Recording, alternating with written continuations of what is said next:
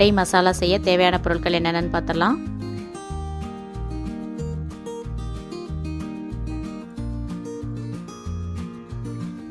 பெரிய வெங்காயம் 1 எடுத்து கட் பண்ணி வச்சுருக்கேன். 2 தக்காளி கட் பண்ணி வச்சுருக்கேன். 3 முட்டை, இஞ்சி பூண்டு விழுது 1 டீஸ்பூன், மிளகாய்த்தூள் 1/2 டீஸ்பூன், மஞ்சள்தூள் 1/4 டீஸ்பூன், கரம் மசாலா 1/4 டீஸ்பூன்.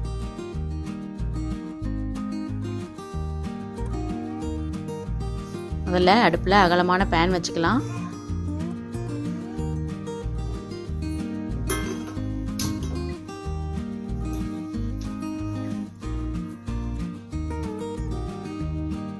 அதில் 1 குழிக்கரண்டி எண்ணெய் ஊற்றுறேன்.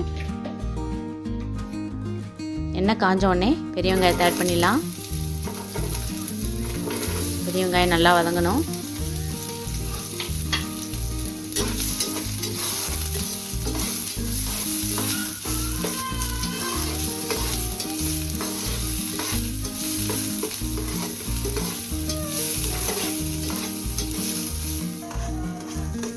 நல்லா வதங்கிருச்சு.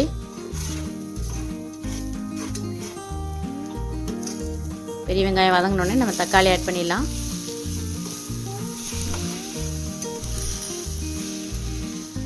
இப்போ நம்ம மசாலா ஐட்டம்லாம் ஆட் பண்ணிடலாம்.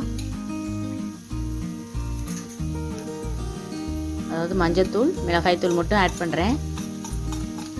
கரம் மசாலா கடைசியில் நம்ம யூஸ் பண்ணணும், அதனால் நான் அதை மட்டும் போடலை.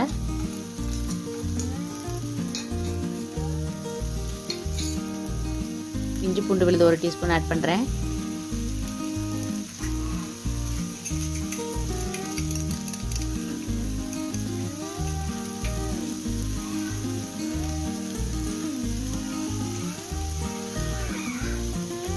கரம் மசாலா கடைசியில் ஆட் பண்ணால் தான் நல்லா வாசனையாக இருக்கும், அதனால் நான் கடைசியில் ஆட் பண்ண போகிறேன். இப்போ நல்லா தக்காளி வெங்காயம்லாம் நல்லா வதங்கணும். நல்லா மிக்ஸ் பண்ணி விட்டுடலாம்.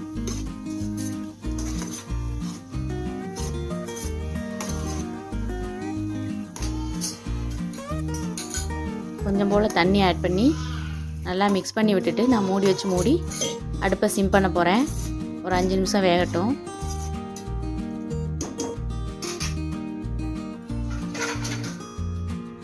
மூடி வச்சுட்டேன். அடுப்பை சிம் பண்ணிடுறேன். 5 நிமிஷம் ஆகட்டும்.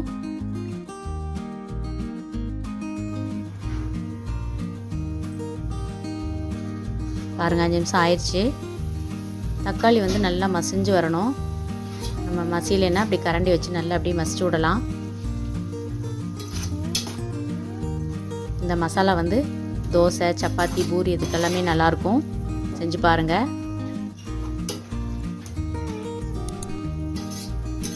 நல்லா கரண்டி வச்சு நல்லா மசிச்சு விட்டேன்.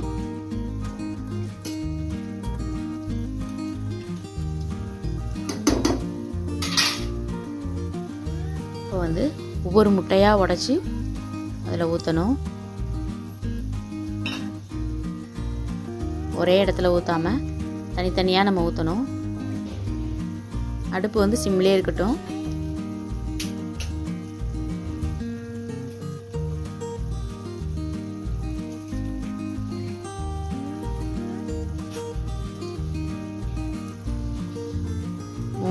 மூணு முட்டையும் தனித்தனியாக உடைச்சி ஊற்றிட்டேன்.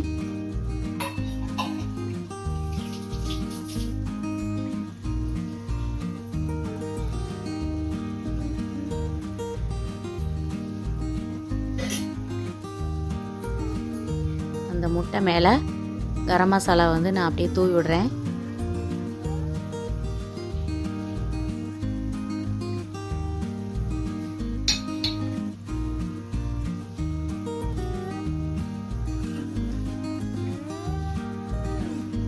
உப்பும் அது மேலே கொஞ்சம் தூவி விடணும்.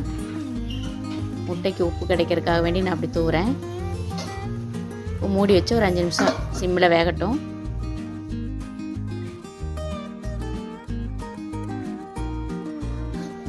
அஞ்சு நிமிஷம் கழித்து பாருங்கள், முட்டை நல்லா வெந்திருக்கும் அடியிலலாம். அதை நம்ம அப்படியே ஒரு சைடாக எடுத்து மேலே எடுத்து போட்டுட்டு மறுபடியும் நம்ம 5 நிமிஷம் மூடி வைக்க போகிறோம்.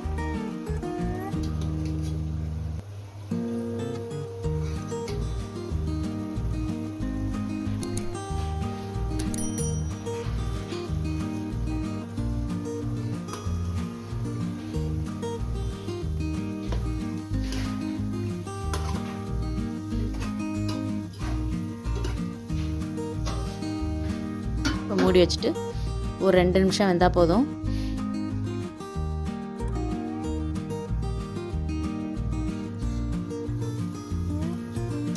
ரெடி ஆயிடுச்சு முட்டை மசாலா. அப்படியே அந்த முட்டையோடு எடுத்து நம்ம அப்படியே சர்வ் பண்ணிடலாம். நல்லா டேஸ்ட்டாக இருக்கும்.